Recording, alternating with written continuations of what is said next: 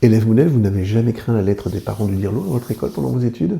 Eh bien, rassurez-vous, on pense à vous dans les hautes sphères, et pour que vous puissiez vous aussi jouir de cette anxiété, c'est désormais le gouvernement qui va envoyer une lettre aux parents. Enfin, aux futurs parents. Si, pitié, soyez des futurs parents. Allez, on lit ça tout de suite, après le générique.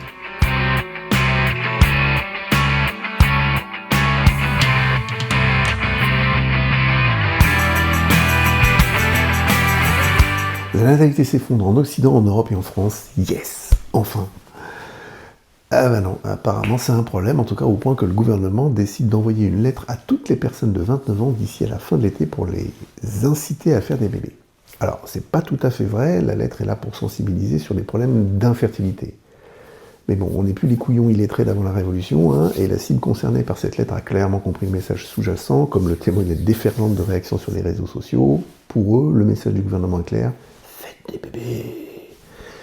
Leur réponse est tout aussi claire d'ailleurs. C'est pas un problème de fertilité, les gars, c'est un problème d'incertitude sur l'avenir qui les retient. Incertitude économique avec l'augmentation rampante du coût de la vie, incertitude écologique avec le réchauffement climatique, incertitude sociale aussi avec l'augmentation des violences et des conflits armés, bref, pas vraiment un climat très propice à se projeter pour faire une petite vie de famille pépère. Les plus pragmatiques d'entre eux ont même pointé vers des facteurs encore plus terre-à-terre que ça. Il n'y a plus de place dans les crèches, le niveau d'études s'effondre dans la scolarité française, les lois du travail sur la parentalité sont juste archaïques, et faut-il encore parler des problèmes d'accès au logement. Alors, je vais arrêter là la récap d'actualité sociale parce que c'est pas un épisode d'Humain d'une part, et c'est pas non plus une info pour une Bleucono, c'est un billet d'humeur. Et en toute honnêteté, je me fous pas mal de ce que les gens de 29 ans vont faire avec leur ventre, ça me regarde pas, ça regarde pas non plus le gouvernement d'ailleurs. Non, moi ce qui me flingue, c'est que cette lettre, c'est l'une des 16 mesures du plan de natalité. 16 mesures.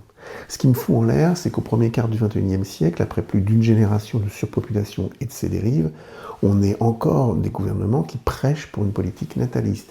C'est à ce stade, littéralement, du suicide collectif. Et vous pouvez noter ce que je veux dire là dans un coin, vous le ressortirez dans une ou deux générations. Avant la fin de ce siècle, ces gouvernements-là, avec leur politique nataliste, ils seront jugés pour crimes contre l'humanité. Oui, c'est aussi simple et aussi grave que ça. Leur inhabilité à voir, encore faudrait-il qu'ils enlèvent leurs œillères, que ce n'est pas un problème de natalité, mais un problème d'inadéquation de nos systèmes économiques et sociaux qui sont la racine du problème, est juste saisissante, j'ai pas d'autre mot. Parce que ce ne sont pas des bébés qu'ils veulent, on est bien d'accord, c'est des consommateurs et des cotisateurs, pour faire perdurer l'économie et le régime social. Mais quand un régime est impossible à maintenir, il ne faut pas l'entretenir, les gars, il faut le changer, c'est ça la vraie intelligence. Parce que répéter sans cesse les mêmes patterns en espérant des résultats différents, ça c'est littéralement la marque de l'imbécilité. On a un système entièrement bâti sur la croissance constante. Il y a juste un problème, la croissance constante, ça n'existe pas dans notre univers. Ou alors, à la limite, on peut dire que l'univers lui-même est une forme de croissance constante puisqu'il a bientôt 15 milliards d'années d'existence et qu'il est toujours en expansion. Notez que ça ne veut pas dire qu'à 20 ou 25 milliards d'années d'existence, il ne va pas s'arrêter de croître. Hein.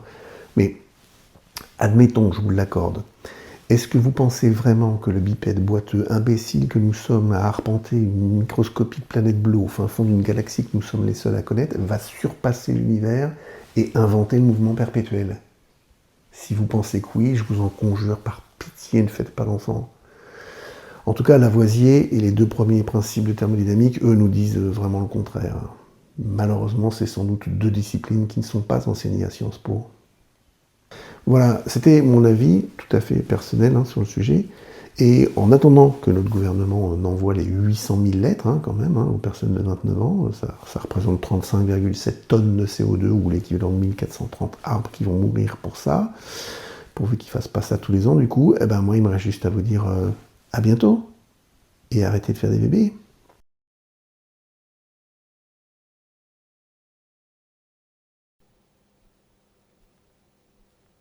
Tu fais quoi là?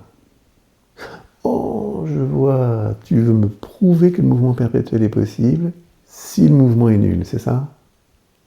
Oui, alors, c'est plus de la rhétorique que de la science, là, à ce stade, mais je te l'accorde.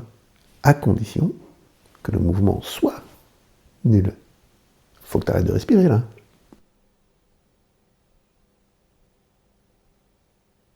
Punaise, je comprends pas, t'as pourtant pensé Sciences Po, toi.